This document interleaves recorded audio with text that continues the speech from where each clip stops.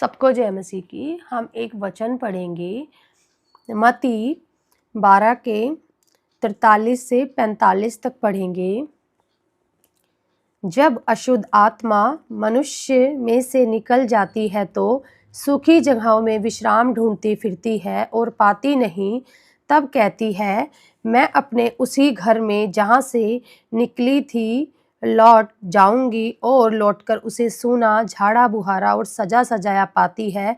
तब वह जाकर अपने से और बुरी 7 आत्माओं को अपने साथ ले आती है और वे उसमें बैठकर वहाँ वास करती हैं, और उस मनुष्य की पिछली दशा पहले से भी बुरी हो जाती है। इस युग के बुरे लोगों की दशा भी ऐसी ही होगी।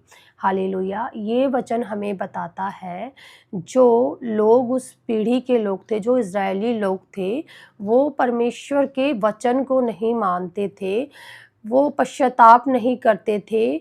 वो कुछ दिन वचन को कुछ दिन मानते थे, फिर शैतान की बातों में आकर बैकस्लाइड हो जाते थे। तो ये वचन हमें बताता है, जब किसी इंसान में से, किसी मनुष्य में से एक दुष्ट आत्मा निकलती है तो वो सूखी जगहों पर वास करती है, और उसे वहाँ वो शांति ना मिलने के कारण फिर वो उसी जगह पर वापस आती है और अपने साथ 7 दुष्ट आत्माओं को और ले आती है, क्योंकि वो उस जगह को सजा सजाया, झाड़ा बुहारा देखकर उसमें वास करना चाहती है।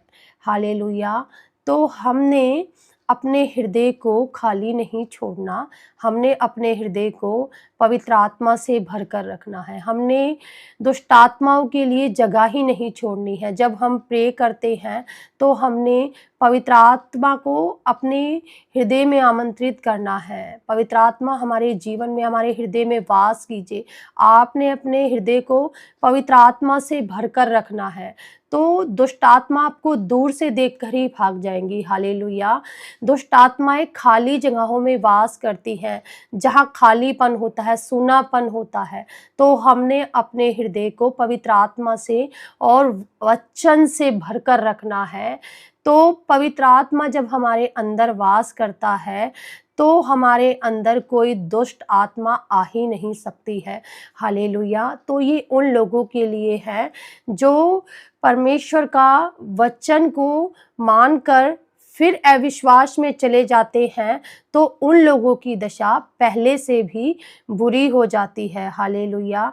तो हमने परमेश्वर के वचन पर जब हम चलते हैं तो हमने पूरी ईमानदारी से परमेश्वर के वचन पर चलना है।